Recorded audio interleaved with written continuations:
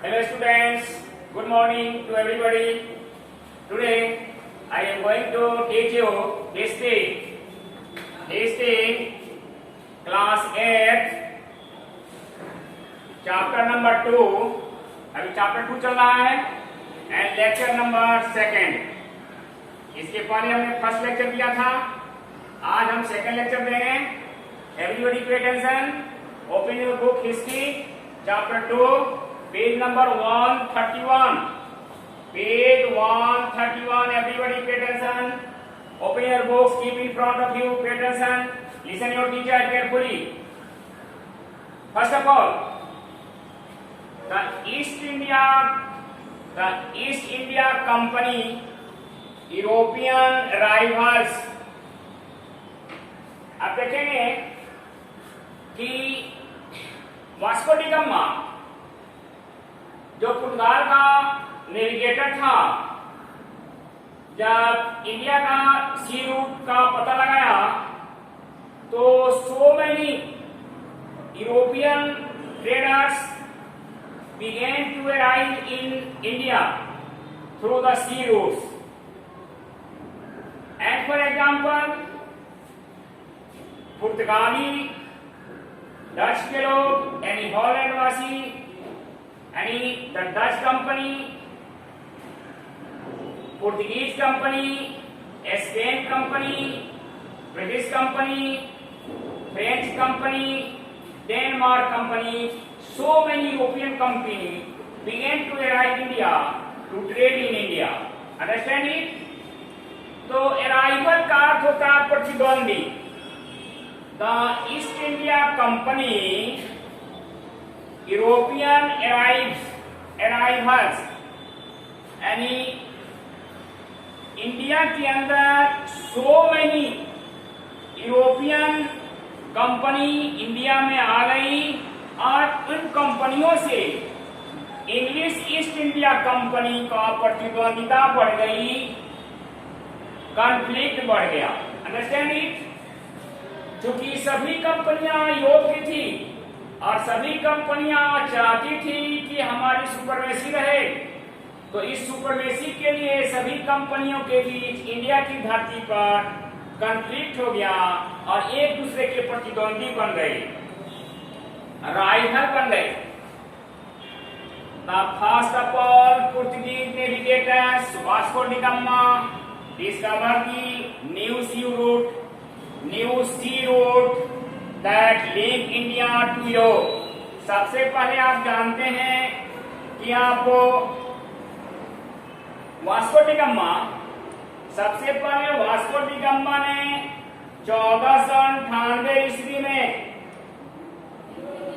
सी root का पता लगाया, इंडिया के सी रूट का पता लगाया और वह सी रूट इंडिया और यूरोप को लिंक किया, जोड़ दिया. As the result, Portuguese established settlement at Calicut, Cochin, Goa and Daman and Diu.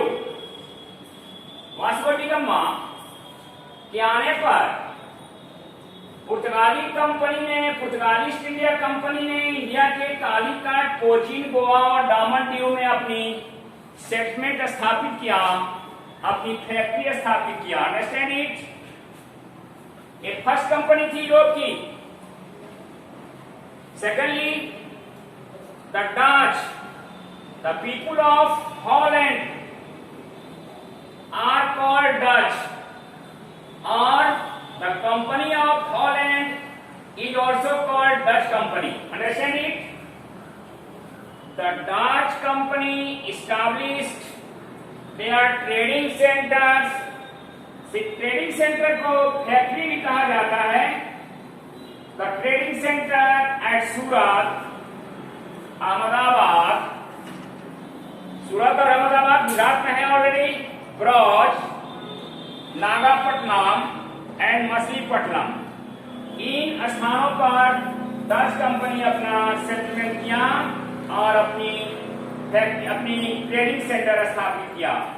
They also established colonial empire in the Java and Indonesia. India के अतिरिक्त इंडिया में तो केवल अपनी फैक्ट्री स्थापित किया डच कंपनी ने, लेकिन जावा और इंडोनेशिया में अपनी कॉलोनी स्थापित किया, उपनिवेश स्थापित किया। जिस प्रकार से अंग्रेजों ने इंडिया को अपना उपनिवेश बनाया, उस तरह से डच लोगों ने जावा और इंडोनेशिया दोनों कंट्री को अपना उपनिवेश बनाया, कॉलोनी बना लिया। Understand it. थर्ड पॉइंट है, इसके बाद डच के बाद फ्रांसीसियों का आगमन होता है। सबसे लेट में फ्रांसीसी पहुंचे।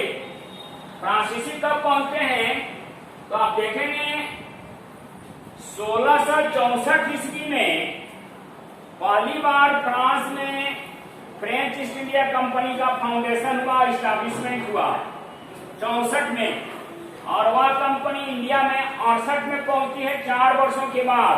68 में 1668 में पहुंची है। तो देखेंगे कि the French east India company establish in France नहीं इन 1664। फ्रांस में फ्रांसीसी ईस्ट इंडिया कंपनी 1664 में इस्टेब्लिश की गई। The first French factory was established at Surat in 1668, और इंडिया के अंदर सूरत में पहली बार इसकी फैक्ट्री स्थापित की गई 1668 ईस्वी में। आफ्टर दैट पांडिचेरी, चंदनगर, माहे एंड कोरिका, इन स्थानों पर भी इंडिया के अंदर फ्रांसीसी कंपनी अपनी फैक्ट्री स्थापित किया।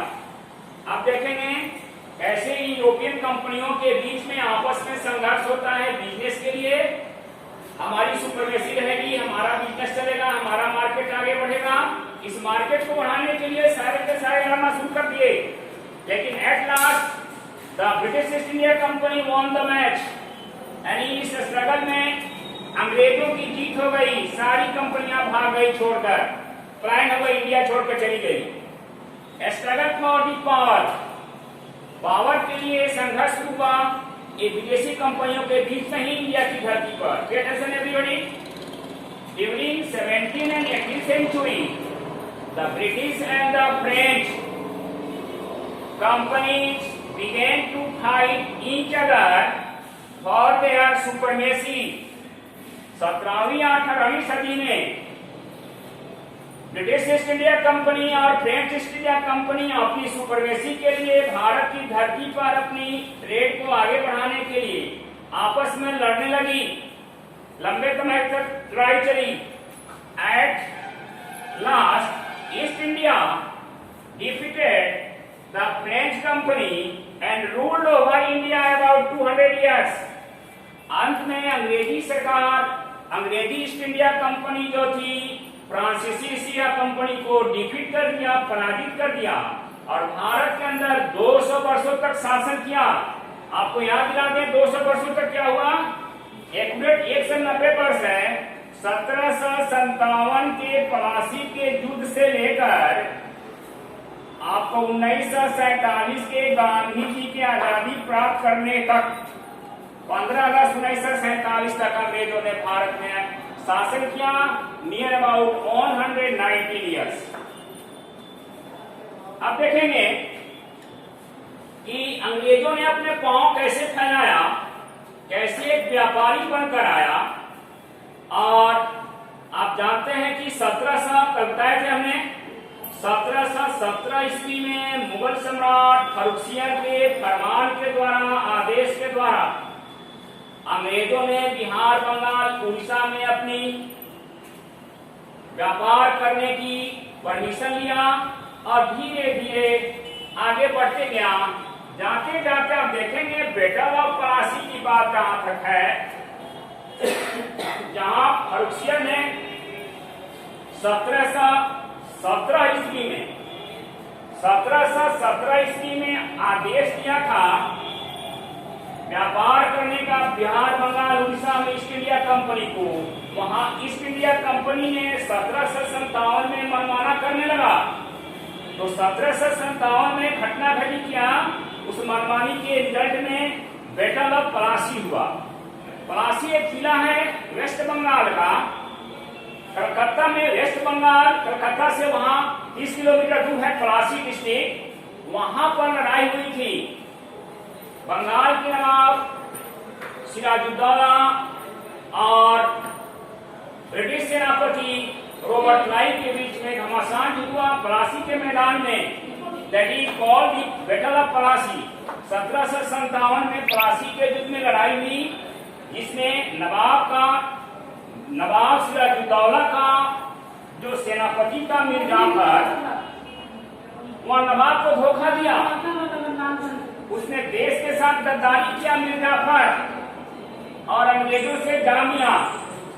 अंग्रेजों के यह कहने पर कि तुम मेरे साथ आ जाओ, तुम्हें हम नवाब बना देंगे, इतना ही कहने पर अंग्रेजों से जा मिला और जिसके कारण सिराजुद्दौला डिफीट हुआ और अंत में सिराजुद्दौला को दूसरे दिन, लड़ाई के दूसरे दिन, मीर जाफर का बेटा मिलन ने सिराजुद्दौला नवाब को मार दिया और मीर जाफर बंगाल का नवाब बना।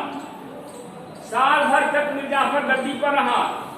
साल भर के बाद सारे खजाना उससे वापस ले लिया अंग्रेजों ने। बंगाल के खजाने को ग्रेजुअली धीरे धीरे मीर जाफर से लिया जाने लगा। लास्ट में एट लास्ट मीर जाफर का सारा खजाना खाली हो गया तो अंग्रेजों ने उसे हटा दिया पद से।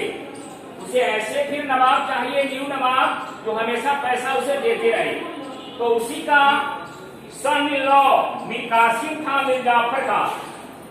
तो मीर जाफर के बाद उसके दामाद मीर कासिम को बंगाल का नवाब बनाया गया। लेकिन मीर कासिम जो था वह कड़े स्वभाव का था। वह अंग्रेजों को पैसे देने से कतराया और लास्ट में अंग्रेजों ने फिर बैटल ऑफ बक्सर शुरू किया। यानी बक्सर की लड़ाई हुई। बिहार के अंदर छपरा के आसपास में बक्सर जिला है, वहां पर भारत की 30 सेनाएं थी और अंग्रेजों की सेना, मिली सेना लड़ाई लड़ी बक्सर के मैदान में। एक तरफ बंगाल का नवाब मीर कासिम की सेना और अवध के नवाब सिराजुद्दौला की सेना एक साथ और दिल्ली सम्राट मुगल शाह आलम, ये तीनों भारतीय सेनाएं एक साथ थी बक्सर के युद्ध में और अंग्रेजी सेना अलग थी दूसरी तरफ। लेकिन पुनः अंग्रेजों की जीत हुई बक्सर के मैदान में, बक्सर की लड़ाई में।